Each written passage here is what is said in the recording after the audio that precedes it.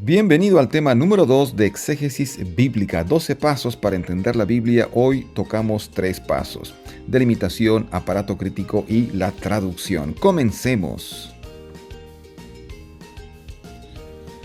Muy bien, continuamos con esta serie de Exégesis Bíblica y la primera parte que está representada por el acrónico TOXA y la primera letra, la T, que es el texto. Bienvenido al tema número 2 de Exégesis Bíblica. Hoy tocamos 3 áreas, 3 pasos de los 12 de la Exégesis Bíblica que estamos presentando en esta oportunidad. Bienvenido, bienvenida. Si es que aún no te inscribiste, te invito a que lo hagas y puedas colocar la campanita de notificación para que escuches, veas cuando volvamos a subir otro video también. Muy bien, sin más preámbulo, quiero invitarte a iniciar este estudio con el primer paso de una exégesis bíblica. Para recordar solamente, si es que no viste los videos previos, ¿qué es exégesis? Es extraer el sentido, el significado de un texto bíblico. Hay que sacar el significado, no colocar un significado. Colocar un significado, mi opinión, mis ideas, eso es eisegesis.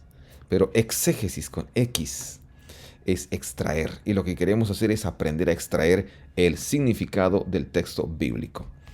Y vamos con el texto. Recordar que la Biblia fue escrita en básicamente 2 idiomas: el hebreo y también partes de Daniel, Esdras, en arameo. Desde el siglo XV más o menos hasta el siglo IV antes de Cristo, siglo V. Y el Nuevo Testamento fue escrito en griego koiné, siglo II, siglo I antes de Cristo y el siglo I después de Cristo. Esos son los idiomas de las escrituras de la Biblia. Entonces, todo lo que tenemos en inglés, en español, en portugués, son traducciones del original. Y hay muchas traducciones, hay más de una. En español puedes recordar quizás esta tan usada, la Reina Valera 1960. Ahora hay una nueva Reina Valera 1995. Hay una Reina Valera revisión. Me parece que es revisión, no es traducción, es revisión 2020. Y también está la Biblia de las Américas. Hay una versión 2020 también, por si acaso. Y también tenemos otra que es la nueva versión internacional de 1984. En inglés está la de 2011. Y así por delante hay excelentes traducciones. La ESV en inglés, que sería la English Standard Version, la versión estándar en inglés, que es una traducción formal que es muy usada. La NRSV, New Revised New Revised Standard Version también, que es muy usada, con un lenguaje más o menos actual, pero formal. Y hay otras más. Hay varias. Entonces el texto de la Biblia viene en un idioma que no conocemos.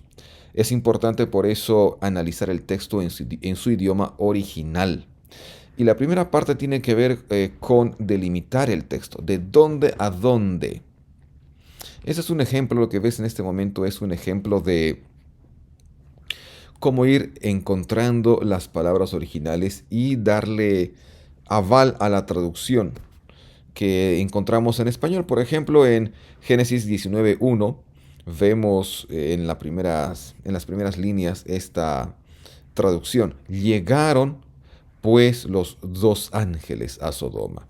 En el original, el hebreo, encontramos acá abajo, que tú estás viendo también, encontramos un verbo vayictol que es típico para iniciar una nueva narración, una nueva línea de pensamiento, un nuevo episodio, una nueva escena. ¿Está bien? Vayavú sería ellos vinieron, ellos vinieron. Y los ángeles se deriva de esta palabra que ves acá subrayado con amarillo, que sería Shenei Hamalahim, Hamalahim, que serían mensajeros. Entonces, podemos decir que los ángeles está bien traducido porque en el resto de la Biblia, cuando aparece la palabra Melahim, esto se traduce como ángeles. También puede traducirse como mensajeros. Y eran mensajeros de parte de Dios visitando a Lot. Por ejemplo, en el Nuevo Testamento encontramos en Mateo 6:33 esta traducción, pero buscad primero su reino y su justicia. Y encontramos en el griego, algunas palabras como estas, seteite, que sería buscar, encontramos basileian, que significa reino, y encontramos dikaiosunen, correcto, que tiene que ver con justicia. Entonces vamos entendiendo poco a poco el significado de las palabras originales y nos damos cuenta que hay buenas traducciones, tenemos buenas traducciones. Pero repito, el primer paso es delimitar el texto de dónde a dónde vamos a leer para extraer una porción completa y poder enseñar de ahí y poder predicar donde quiera que fuere. El texto es importante delimitarlo, entonces debemos buscar la redacción original para evitar tratar como original un error de escriba que se haya colocado accidentalmente en el texto. Las traducciones y las notas de estudio ya dependen de esta investigación escolástica, como por ejemplo en español tuvimos hace, algún tiempo atrás, la Reina Valera 1995, Biblia de Estudio, que traía comentarios y notas que también analizaban los cambios en algunos versículos, opciones de traducción y comentarios, ¿no? Entonces, a veces es bueno adquirir una Biblia de estudio. Tenemos también a nuestro alcance la Biblia de estudio Andrews, que es bastante actual y que tiene bastante análisis exegético. Es muy buena, yo la recomiendo. Entonces, las reglas básicas para delimitar un nuevo texto bíblico serían esas. Solo algunas, estamos viendo apenas algo de lo que es la exégesis bíblica. División de capítulos y versículos.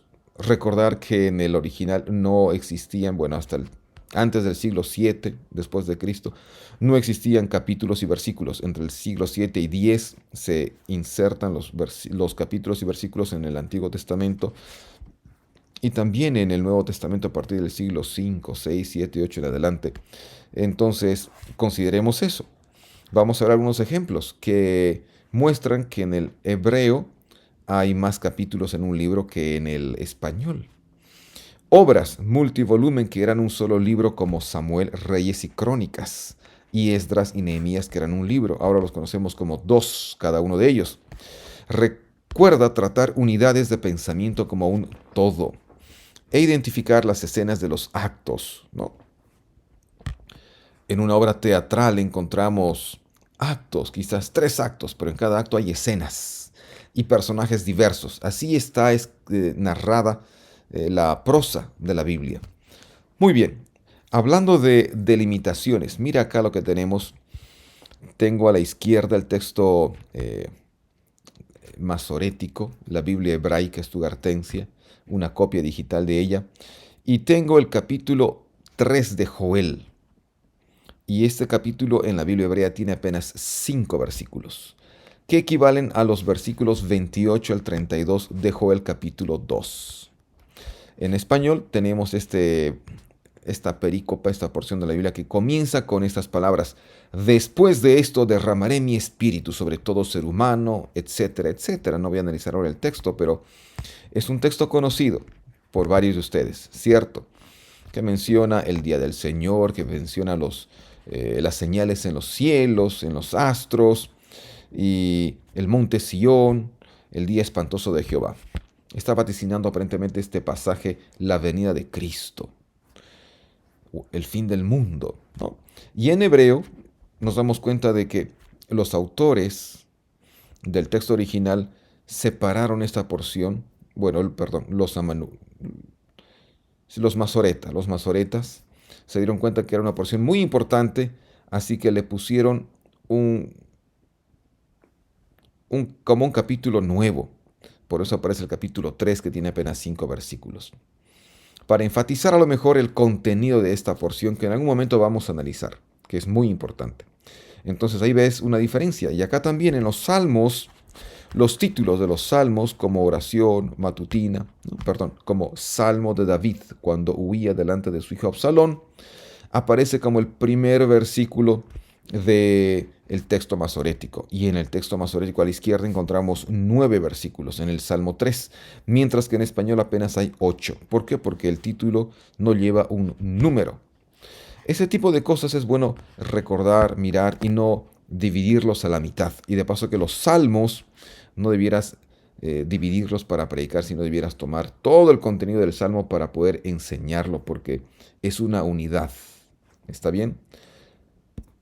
Avanzamos al paso número 2, que es la crítica textual.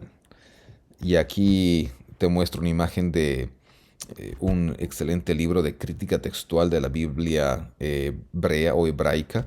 Es un título en portugués a cargo de un erudito en crítica textual como es Emmanuel Tov.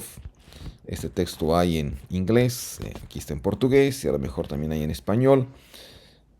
¿Para qué sirve la crítica textual y qué es? La crítica textual es el medio por el que se evalúan diferencias que los traductores han hecho por su forma diferente de traducir y por variaciones en la traducción. Si podemos ver este otro concepto de la crítica textual. Esta es el estudio para determinar qué variante textual es más probable que sea la lectura original. Entonces, las diferentes copias, las diferentes, que decimos, versiones de las fuentes originales llegan a ser las variantes o hacen las variantes. En una copia encontramos una palabra, en otra copia quizás encontramos otra palabra. La diferencia es apenas la vocal o apenas la consonante que es muy parecida a la otra, como en hebreo, Yod y Vav son muy parecidas. Una es más larga que la otra simplemente, pero tiene una figura muy parecida. Entonces, como los manuscritos originales autógrafos no han sobrevivido, lastimosamente, ¿dependemos de qué? Dependemos de copias de los originales. El problema surge cuando las copias presentan ligeras diferencias y vale la pena recalcar esto. Las diferencias son ligeras y en la mayoría de las veces no son realmente importantes porque no cambian el significado del texto, no cambian la teología del texto. En el Nuevo Testamento se tienen cerca de 6.000 manuscritos griegos del Nuevo Testamento que datan desde el año 125 después de Cristo hasta el siglo XVI. Desde luego, las traducciones, los manuscritos más antiguos son los de más confianza. Y nos damos cuenta de que no hay manuscritos que sobrevivieron de las primeras décadas del siglo I. No. ¿Y qué hacían los apóstoles, los líderes de iglesia?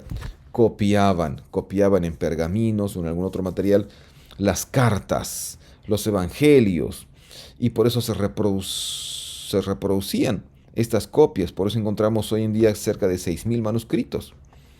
Y tenemos que analizarlos estos. A veces hay diferencia. Acá tengo un ejemplo del Antiguo Testamento, luego veremos del Nuevo Testamento, que muestra la diferencia de una palabra a raíz de las vocales. El texto es Génesis 22:13, verso 13, que dice así. Leo a la izquierda superior derecha acá. Reina Valera 1995. Dice así. Entonces alzó Abraham sus ojos y vio a sus espaldas un carnero trabado por los cuernos en un zarzal. Fue Abraham, tomó el carnero y lo ofreció en holocausto en lugar de su hijo. La palabra para a sus espaldas o detrás es ajar, que significa justamente detrás, y aquí yo copié la palabra en hebreo y la posible traducción. Ahora, ¿qué dice la versión de la Biblia de las Américas en español? Miren lo que dice y miren la diferencia. Entonces Abraham alzó los ojos y miró. He aquí vio un carnero detrás de él. Aquí la palabra que usaron para traducir simplemente he aquí miró y vio un carnero es la palabra ejad. Ejad, que significa un o uno.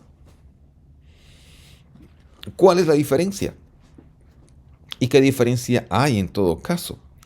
Vemos que a la izquierda la palabra ajar tiene 3 consonantes, alef, het y resh. Mientras que uno tiene 3 también consonantes, pero son la alef, het y dalet. Y esta tercera consonante se asemeja mucho a esta otra, ¿sí o no? Solo que resh es curveada y dalet es más recta, como 2 palitos. Entonces, ¿qué hicieron los amanuenses, los escritores bíblicos, los redactores, por la rapidez, por muchas cosas, en vez de hacer quizás una curva, hicieron una raya o escucharon quizás Resh, la R o Dalet y se confundieron y ahí surge una variante que está en el aparato crítico de la Biblia hebraica estugartense. La diferencia, ¿cuál sería? De que según la Biblia de las Américas, Abraham encontró o miró apenas un carnero y nada más lo vio. Puede que el carnero estaba delante de él y quizás si estaba delante ni siquiera le prestó atención. ¿Por qué? Porque el mandato era sacrificar a su hijo y Abraham pretendía ser obediente a Dios. Claro que la intención de Dios no era pedirle a su hijo. En la Biblia no aparece este asunto de sacrificar hijos o sacrificar personas. Era una prueba de fe que ejemplifica cómo Dios el Padre permitió que su Hijo Jesucristo viniese a la tierra y también padeciese una muerte de cruz. Entonces lo que Abraham estaba haciendo era tipificar el acto amoroso de Dios de dar a su hijo. Claro que el hijo Isaac no murió porque Dios no está interesado en sacrificios, mucho menos sacrificios humanos. Por eso no muere Isaac. Pero Abraham vio un carnero. En cuanto levantó el brazo, recuerden la historia, un ángel le dice, basta, para, ahí tienes un carnero. Y para Abraham, pues, una gran noticia, encuentra el carnero. ¿Qué sucede si solo nos quedamos con la traducción ajar, detrás de? O como se traduce en la Reina Valera y también, estoy mirando acá, ¿dónde más? Aquí en la Biblia católica, dice también un carnero detrás de él. ¿No? Estoy bien leyendo acá abajo. Detrás de él. ¿No? Y no sé si hay algo más acá. Un carnero que tenía dos cuernos. Bueno, esta traducción dice simplemente un carnero. La traducción en lenguaje actual.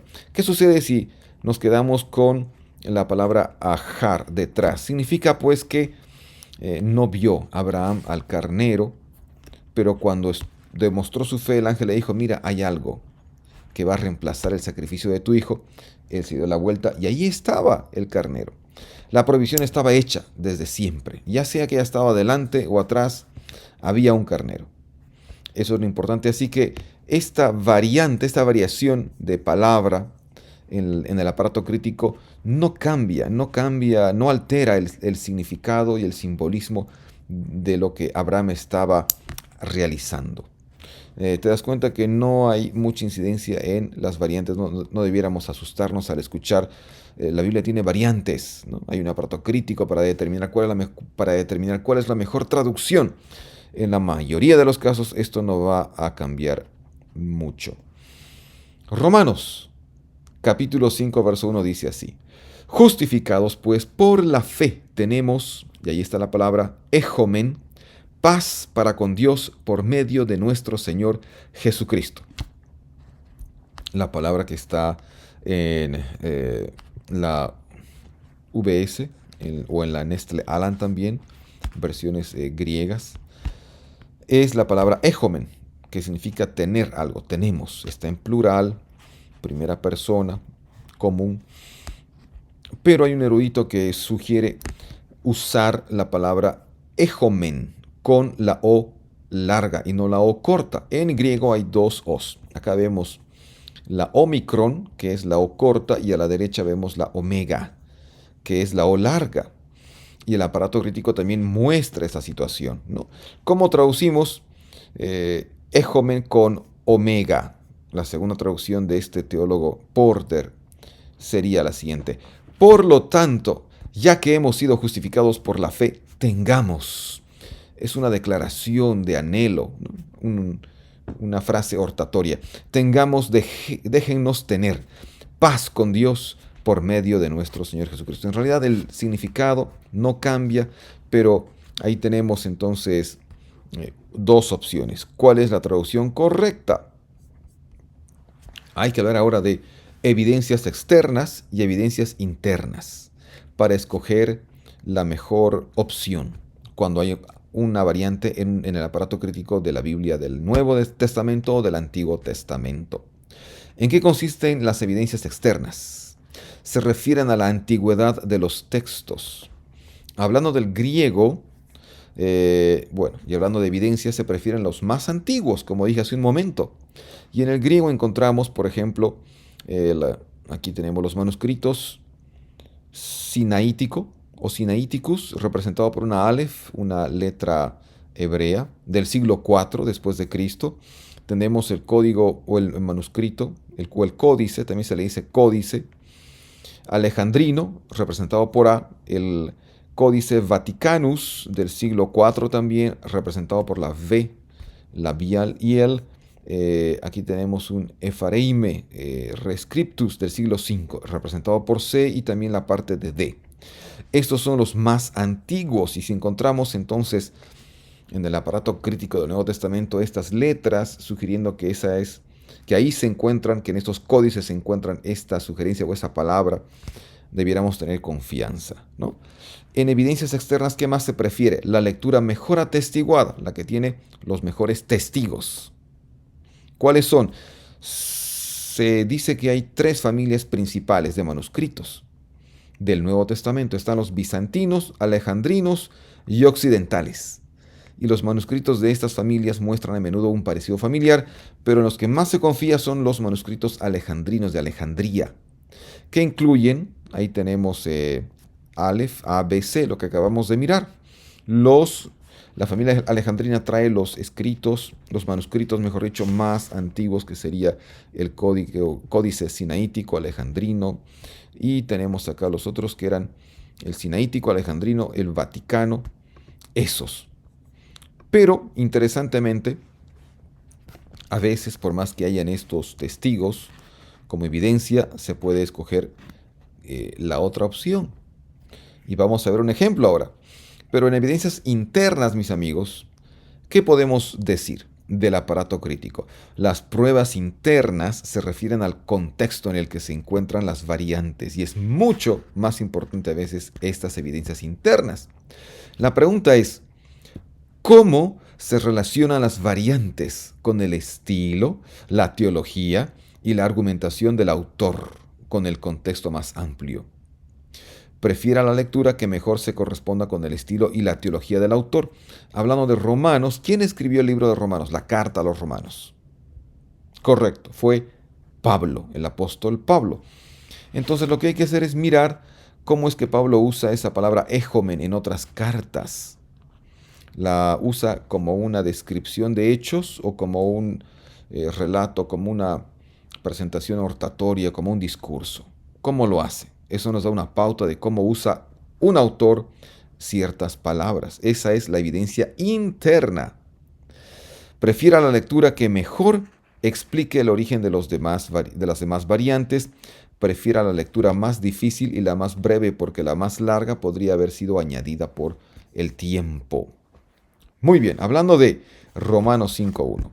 Tenemos a la derecha el original, acá está, y aparece en la Biblia griega del Nuevo Testamento de la VS, que es de las Sociedades Bíblicas Unidas. Ejomen, tenemos. Y acá tenemos el aparato crítico lleno de letras. Miren, aquí está A, B, Aleph, ¿no? Y tenemos números que representan los códices, las versiones, los testigos textuales, se les llama así. Y tenemos más abajo con el subrayado violeta también, ejomen con omega. Y ahí encontramos al códice sinaítico, alejandrino, Vaticanus, los más confiables. Pero habiendo hecho la traducción del griego al inglés, este teólogo Bruce Metzger dice lo siguiente. Eso está en su comentario del Nuevo Testamento.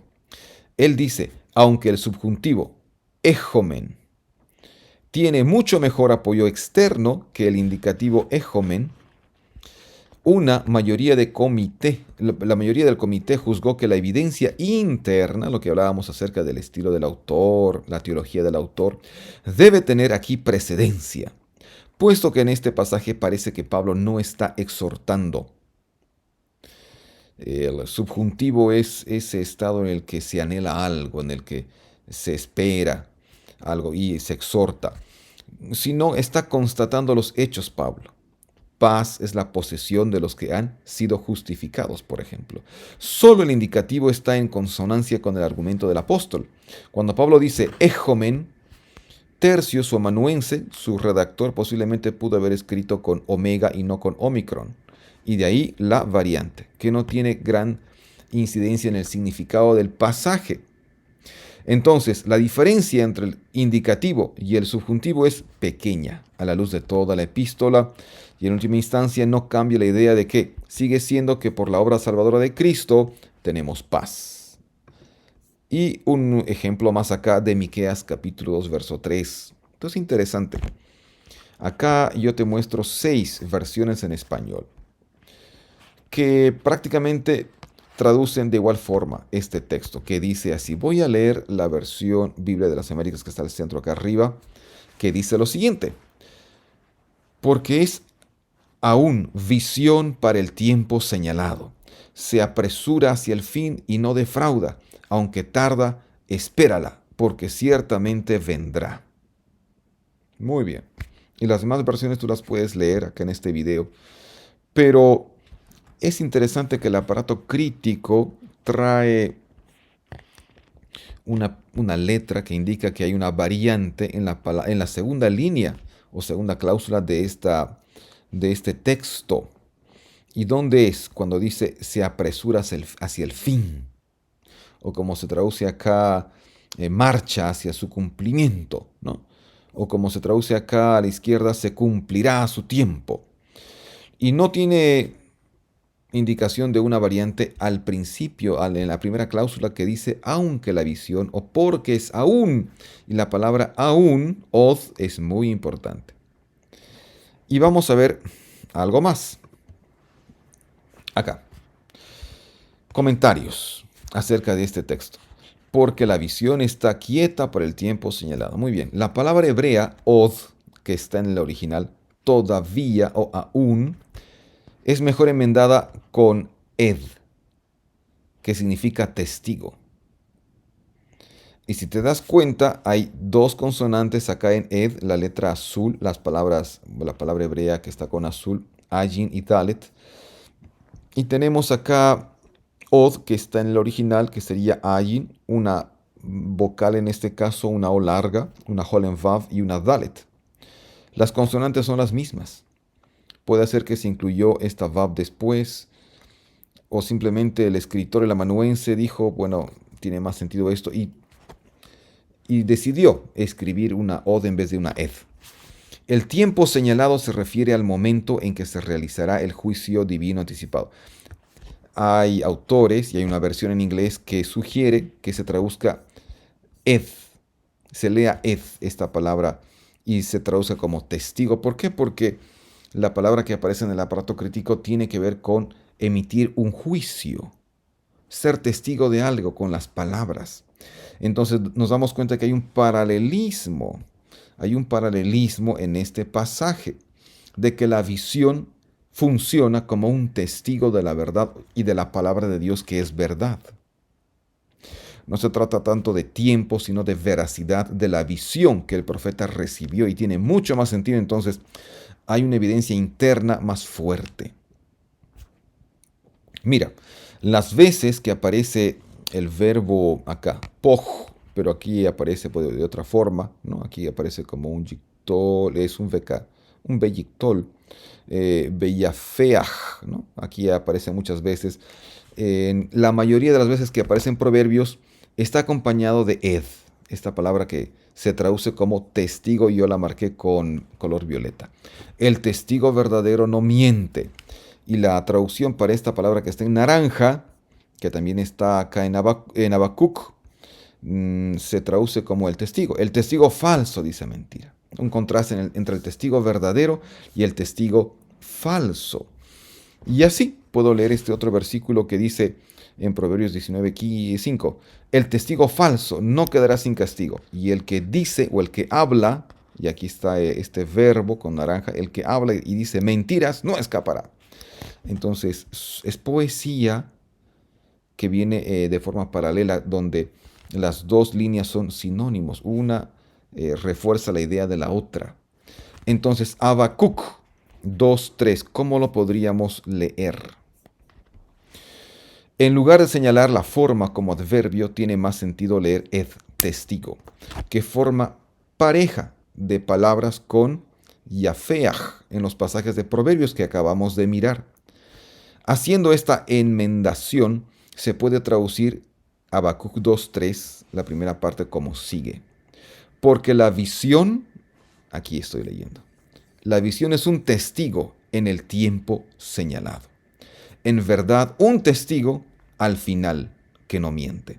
De paso que tenemos en estas dos cláusulas un elemento de tiempo. Acá es en el tiempo señalado, moed, y acá tenemos el otro elemento de tiempo al final que sería etz, ketz, mejor dicho. Et es la palabra en hebreo, et. Entonces hay un paralelismo interesante de tiempo y de testificar a su tiempo. Y el que testifica es la visión, porque las visiones del profeta verdadero se cumplen y llegan a ser un testigo de la verdad.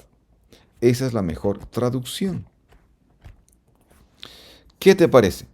Y esta visión parece tranquilizar, ¿no?, al remanente fiel. ¿Por qué? Porque la verdad se hará conocer.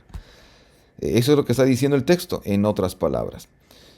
Muy bien, es muy interesante analizar lo que dice el aparato crítico de la Biblia, tanto en el Nuevo Testamento como en el Antiguo Testamento. Ahora toca revisar el paso 3, la traducción del texto. Y creo que ya hicimos bastante de esto, porque luego de revisar las variantes a los testigos textuales, podemos traducir con más confianza. Lo que hicimos en Habacuc 2:3 fue traducir, luego de analizar el texto, el aparato crítico. Traducción: estudiar la mejor manera de transmitir un idioma en un idioma moderno, los conceptos transmitidos por el original hebreo, arameo o griego. Eso es la traducción.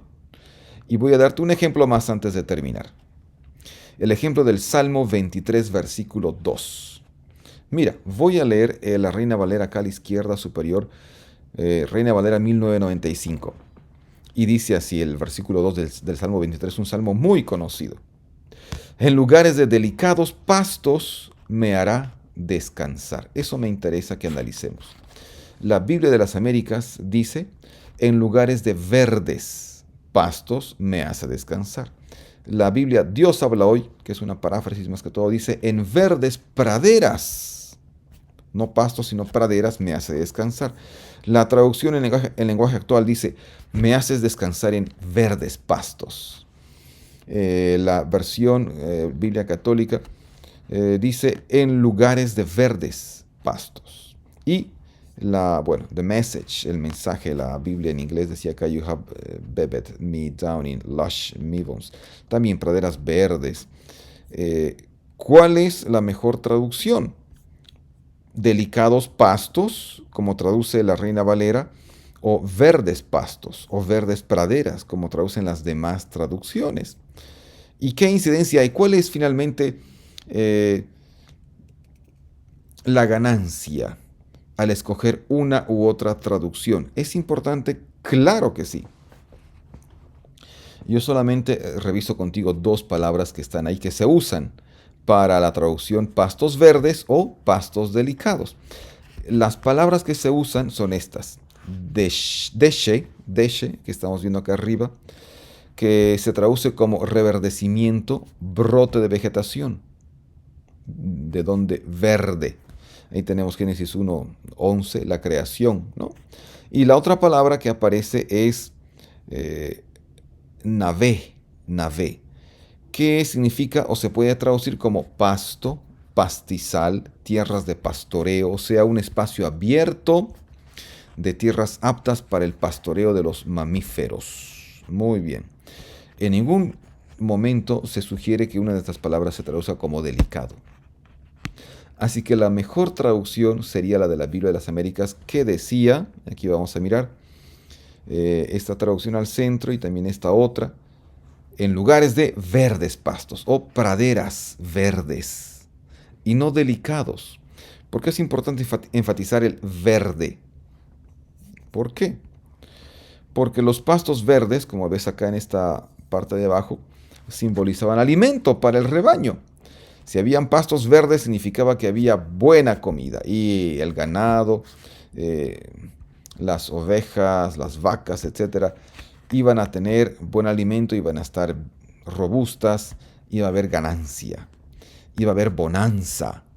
Entonces, mira lo que implica que traduzcamos en Salmo 23:2, pastos verdes. Es mucho más beneficioso quedarnos con esa traducción que pastos delicados. ¿Qué pasa cuando el pasto se lo pisa demasiado? O cuando no llueve.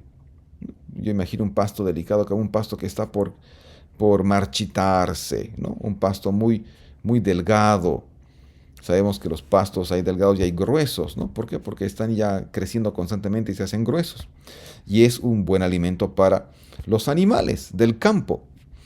Además, ¿qué significa este adjetivo? El pastor, ¿no? Jehová es mi pastor, nada me faltará. Del versículo 1. ¿Por qué el Señor Adonai está identificado como pastor? Y por qué este pastor lleva a sus ovejas por praderas verdes, llenas de vegetación. ¿Por qué?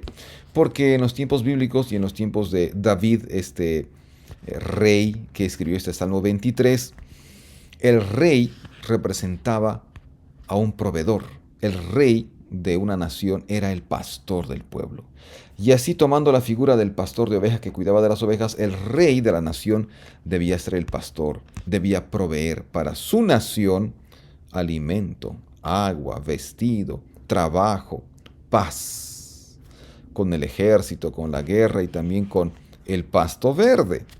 Entonces, cuando se le dice a Jehová, al Señor, el Señor es mi pastor, David quiere recalcar de que el Señor no solo es un pastor, sino es rey, y es el rey de la vida de David.